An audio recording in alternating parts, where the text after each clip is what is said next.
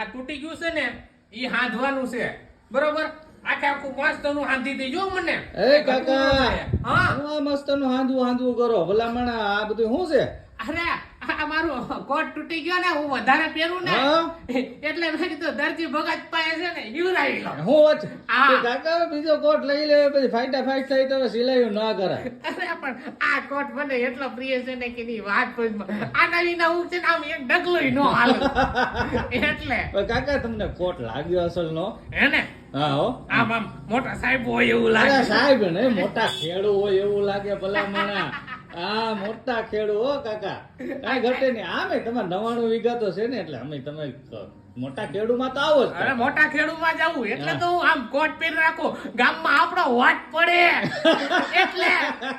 હારું હાલ દરજી ભગત હવે કાકાને હાંધણ ઊંધણ કરી દે એટલે વેલું પતે